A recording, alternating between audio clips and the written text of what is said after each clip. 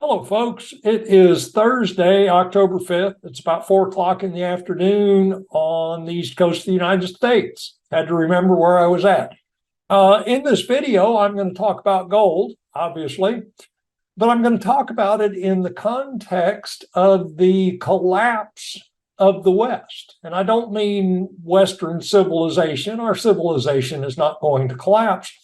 It's a collapse of the control systems and structures that allow the West to control the price of gold and the world's economy. Those systems have to collapse as part of our return to an honest economy. It's a return to gold as money and an honest economy. And so anyway, let me share my screen here and we will jump right in. So collapse of the West. We've got a timeline, or I'm going to start with this timeline. These are significant events that have happened recently along this path to the collapse of the hegemon, which, of course, at this point is United States. And let me say right here, I'm a deeply patriotic American. I love America. I love my country. I get a lump in my throat when I hear, God bless America, national anthem. I hardly talk because I get choked up. I love my country that much. But anyway, enough of that. These are significant events that have happened along the pathway to collapse of the Western control systems. And that path, walking down that path, the pace is accelerating. This collapse is, I've actually been putting off doing this video because it's like every day there's a new thing to add to the list. But anyway, so these are 4 significant events I want to talk about. So we had the BRICS Summit back in August. We had the G20 Summit in September on the 9th. Then we had the UN meeting in New York, and then Congress both on 21st of September and then in the past week, the events that have occurred there. So let's keep rolling. So this was the BRICS Summit, and the significant outcomes from that event, in my mind, are that we added 6 new members, BRICS added 6 new members as of January 2024. These 6 countries will be full members of the BRICS organization: Saudi Arabia, Iran, UAE, Egypt, Ethiopia, Argentina. When these members join, the countries of the BRICS organization will control 80% of the world's oil production, 80%.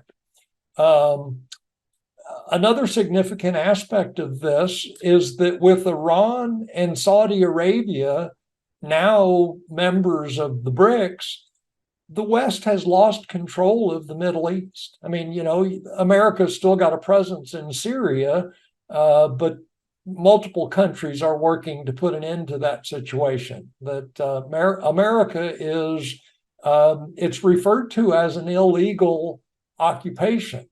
And I'm not a lawyer, I can't speak to that, but in contrast to Russia, who was invited by the Syrian government into the country, into Syria, to help Syria protect their sovereign borders, the United States was not invited. The United States chose to be in Syria. And so anyway, just a contrast between those two situations.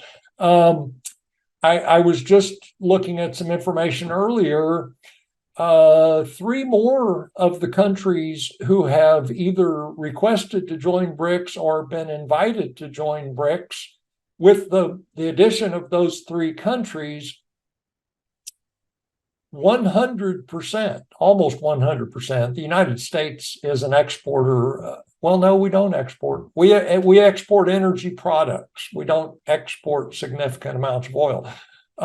With the addition of those 3 other countries, 100% of the world's exported oil production will be controlled within the BRICS countries. So significant change in the production of energy. So that was the BRICS Summit. They were also charged with developing a common currency They're supposed to come back to the 2024 BRICS Summit in November, I believe it is, in Russia.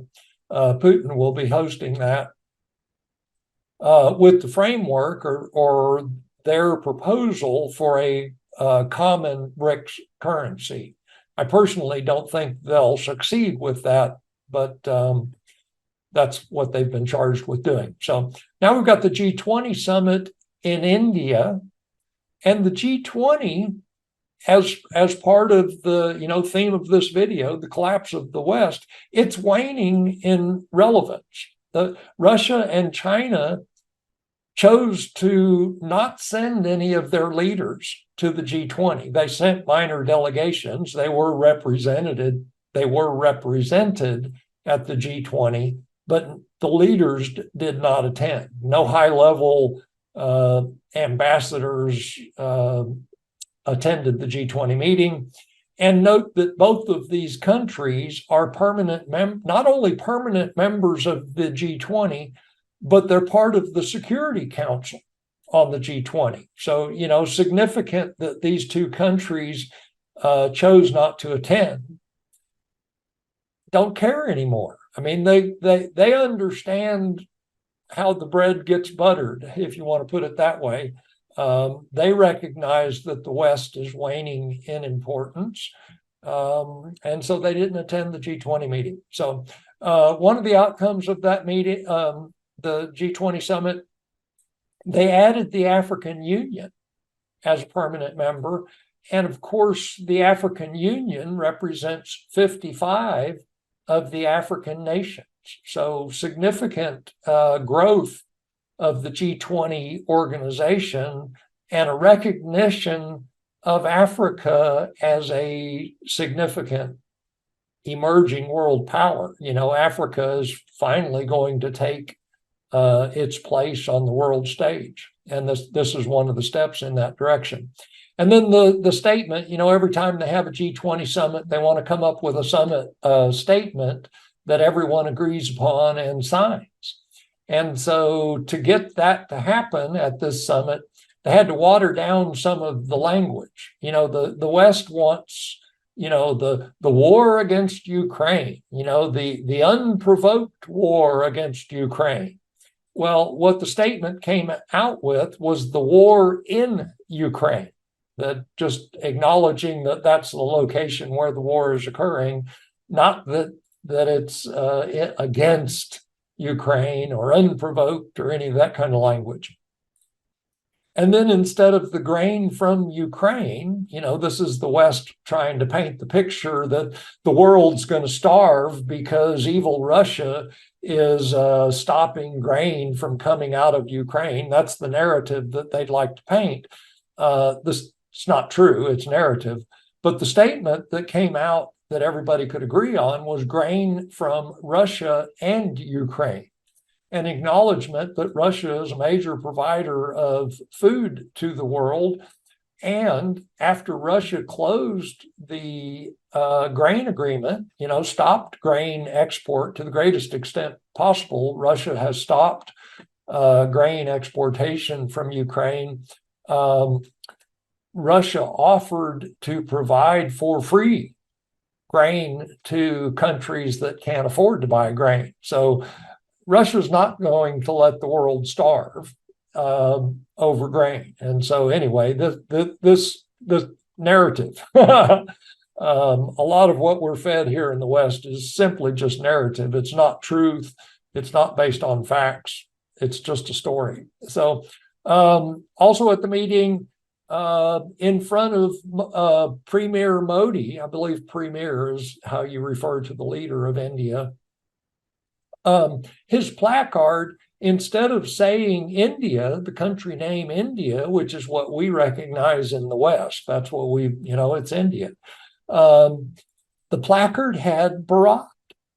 And so this is, internally, this is how they refer to their country. And historically, that is how they have referred to their country. And so Modi's name placard had Bharat this time, not India.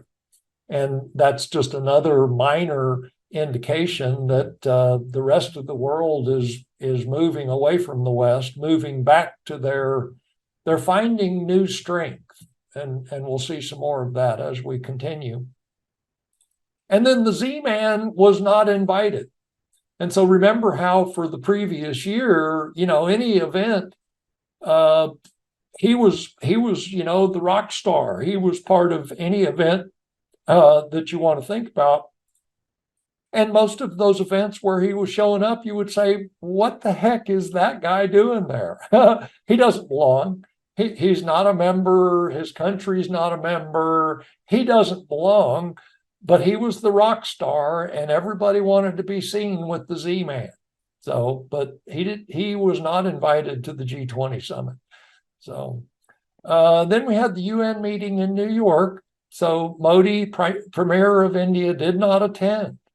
And what's interesting about him not attending, India is a founding member of the UN. So charter member of the UN, and he chose not to attend. So, indication that the UN no longer holds the significance that it once did. The rest of the world is moving. The rest of the world is moving away from the West, and all of these Western organizations control systems that the West has used to control the world. So Modi didn't attend. Congo demanded the withdrawal of UN peacekeepers. We don't want them anymore. Get them the heck out of our country. Guinea, stop lecturing us, quote unquote, stop lecturing us. We're tired of it. We don't want to hear the West telling us how to live, what crops to grow, what social mores we should or should not follow. Stop lecturing us. And so that was from Guinea. And then Erdogan, Turkey's leader, let it be known that he did not appreciate the rainbow colors flying. And so anyway, the fact that these three countries were willing to speak up and speak against the UN meeting or things happening at the UN meeting, it shows, in my mind, a new willingness for the rest of the world to speak out. In days past, any one of those three countries would say, they're pipsqueaks. It's like, who cares what they think? And here they are speaking up to the UN and saying, hey now, it's a new world. And so anyway, I believe we are seeing a new willingness for the rest of the world to exert their influence, basically take their power back from the Western world. And of course, they're willing to do that because now they're able to go to Russia and China, the new development bank. They can borrow money. They're not dependent on the IMF and its loans. And when they go to Russia or China or the new development bank for support, financial support, those organizations don't tell them, okay, as a condition of this loan, these are the crops you're going to grow and export to the West. These are the social mores you're going to follow within your country, etc. The Russia, China, and the New Development Bank, they don't have any of those stipulations. And so anyway, there's a new willingness in the rest of the world to speak out against the West. As part of the UN meeting, Olaf Scholz, he's Germany's leader, he spoke to a mostly empty hall, and then the Z-Man spoke to a mostly empty hall as well. So both of these individuals, nobody was interested in what they had to say. So just interesting fact at the UN meeting. The rock star, if there was a rock star, of course, Sergei Lavrov, he's a rock star wherever he goes. Everybody wants to get their picture taken with Sergei. He's a statesman. In my opinion, there are only two statesmen on the planet at this point, Sergei Lavrov, I'm having trouble with that one today, and Vladimir Putin. Those are the only statesmen operating in the world today, in my opinion. And of course, if you look up the definition of a statesman, it is an experienced politician who is respected. And there's the key, is respected. Those two individuals are respected. Well, Putin, you might take an exception. Certainly in the West, they would say that Putin is not, he's the evil guy. They wouldn't say that he was respected. But Lavrov, everywhere he goes, he's the rock star. And so anyway, in my opinion, those are the only two statesmen operating in the world at this point. So anyway, so Lavrov, in his statement to the UN, it basically let them have it with all six barrels. So the West must live by the charter of the UN. He's basically saying, look, you guys, you got a charter. Why aren't you living by it? Because they aren't. Part of that charter is the non-interference in the affairs of sovereign nations. We just touched on one, Syria. Syria is a sovereign nation, and yet the UN is allowing that situation to occur, where a country that has not been invited into Syria is allowed to remain and stir up trouble. And of course, they're fighting terrorism. That's the story. But anyway, and then he gave a point-by-point summary of how the West overthrew the legitimate government in Ukraine and then allowed the persecution of Ukrainian citizens in the Donbass. The UN is not, it's not the three monkeys, the blind, mute, deaf. That's not the UN. They do have some level of intelligence. They've got eyes to see. They know what's going on in the world, and yet they allowed all of this to occur. And so anyway, Lavrov was calling them out on, look, you guys, you allowed this stuff to occur and didn't do anything. Didn't even speak out against it. Not only did you not take action, you didn't speak out against it. Then he also pointed out that the sanctions, that the UN allows sanctions which are unauthorized by the Security Council. So my understanding, international sanctions can only be authorized through the UN Security Council. That's my understanding. I could be wrong on that. And so anyway, Lavrov was pointing out to the UN that all of the current sanctions are unauthorized via the charter, the UN charter. And you look at the United States, we've got sanctions on at least 31 countries last time I looked.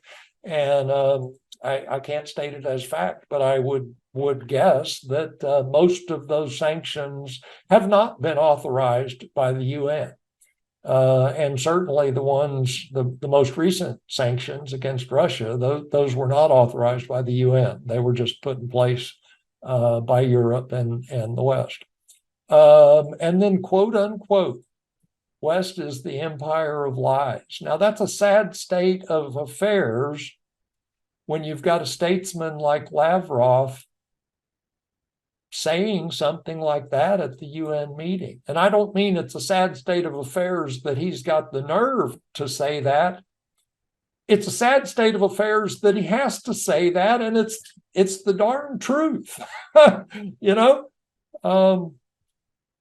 We're in a remarkable place in history. If you think about the arc of history, we are at an interesting juncture in that arc. And so Russia, as the country, said that they support India and Brazil joining the UN Security Council as permanent members.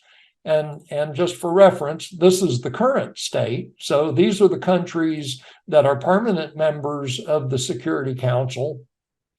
And then non-permanent member is Brazil. And so basically Russia is saying, we want to add India as a permanent member, and we want to make Brazil a permanent member of the Security Council. And then in regards to NATO, Poland spoke out and said, we're not we're not providing any more weapons for Project Ukraine. And that was kind of a groundbreaking event for this particular country to say that, because formally they were the strongest supporter. They've been sending all kinds of arms to Project Ukraine, and they came right out and said, hey, we're not doing it anymore. Of course, they've got elections coming up, and so, is that political posturing? Will they carry through with that that statement? We'll find out. What's really interesting to me is this quote that the leader of Poland, while Zelensky is present, the Z-Man is present at the UN meeting, he's talking to the media and he's comparing the country of Ukraine to a drowning man, and pointing out how dangerous it is to interact with a drowning man, because you'll get dragged down too. And, again, he said that to the press during the UN meeting. And so anyway, the sentiment towards Project Ukraine is shifting considerably. And then we have the U.S. Congress, and so the Z-Man was there 21 September. He was not allowed to address Congress. He wanted to. Last time he was here in the States, he got to address Congress. He brought them a flag. He kissed Pelosi, or got kissed by Pelosi. I forget which way the kiss went, but hideous either direction to think about. But this time he wasn't invited, was not allowed to speak to Congress, although he wanted to. He did get to spend some time with President Biden. But the former rock star, this is the person that they also used to analogize with Churchill. They say, he's a statesman like Churchill. That's the kind of stature that they were trying to give this guy. And now nobody wants to be seen with him. And so it's an interesting shift in sentiment towards Project Ukraine. And then current events in Congress, basically the last week, the shutdown. We've got 45-day, what do they call it? Continuation referendum. Basically, for the next 45 days, they're going to continue funding the country at the same level it was at last year. So they didn't come to any new agreements on spending levels, just got a 40-day reprieve, basically. And the sticking point was funding for Project Ukraine. And of course, the Biden administration was trying, they want us to believe that there is a consensus that all of the Congress critters are wholeheartedly in support of Project Ukraine, and that's just not the case. And so anyway, that's how we ended up in the shutdown issue. And we'll deal with it again here in, well, it's not 45 days, but I think we got about 40 days left. But anyway, we'll be seeing more of this because when the 45 days are up, we'll be right back to the same issue. Let's keep rolling. Let's see. Recent defectors from Project Ukraine. We've got Poland, Slovakia, and Hungary. All speaking out against Project Ukraine. And interesting that all three of these countries are members of both the European Union and NATO. And they're openly speaking out against Project Ukraine. So interesting change. Just as background, that's something to keep in mind. Hungary never adopted the euro. So they were smart enough, said, no, we're not interested in a common currency. We're going to keep our own currency. So even though they joined the EU, they did not adopt the euro. And Interesting in Slovakia's case, so they're one of the three countries that, no longer supporting Project Ukraine. This was a tweet from Robert Fico. That's not the correct pronunciation of his name. But so anyway, he won the parliamentary election in the country. He was a former prime minister. Immediate halt of additional military aid. And this is interesting. Enemy of Europe is the U.S., not Russia. And so talk about change in sentiment. This is the leader of a country which is a NATO member and an EU member saying that the enemy of Europe is not Russia. Interesting. Again, a major change. And let me reiterate, all of these Western-controlled organizations, EU, NATO, IMF, BIS, all of this stuff is in the process of collapsing and will collapse as the rest of the world basically takes over control. Well, and I'm about to say control of the world. They don't want to control the world. They want us all to operate, as a cohesive group. I raise these crops, you raise those crops. Let's get together and do some business. I've got oil, you've got coal, you've got metals, whatever. Let's do some swapping. Let's do some horse trading. They're not really interested, or don't appear to be interested, in controlling the rest of the world, although there's certainly a Western narrative that would want you to believe that some of these countries, two of them in particular, are trying, that their ultimate objective is to rule the world. Russia's going to march over and take control of all of Europe. It's like, well, no, they've never demonstrated any indication that that's what they want to do, but that's the narrative. So anyway, let's continue. This is Fico, Slovakian leader. Stop the war, restart economic cooperation with Russia, return to cheap gas and oil. And there's the heart of the matter from an economic perspective. One of the reasons that the EU is in a rapid state of collapse is because they lost their source of cheap energy, which of course was Russia. And so Germany, for example, rapidly deindustrializing, industry is leaving Germany because they can't afford to operate there. So instead of getting cheap natural gas from Russia via pipelines, they are now, Germany as a country is now importing U.S. LNG, liquid natural gas, from the United States, and they are paying 4 to 6 times more for that LNG than they were paying for the pipeline gas. And so, when you think about the reasons that the European Union and countries like Germany are collapsing, deindustrializing, it's because they shot themselves in the foot. They cut off their source of cheap oil and gas. And so anyway, let's continue with this. And these are just some miscellaneous points. I'm almost done. So North Korea now has ICBMs that are capable of reaching the U.S.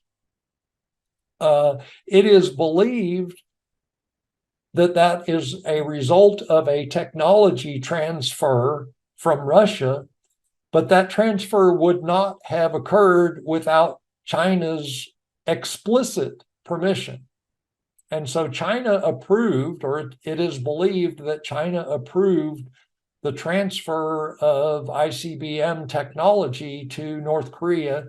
And then, of course, we've had Kim Jong-un visit Russia recently.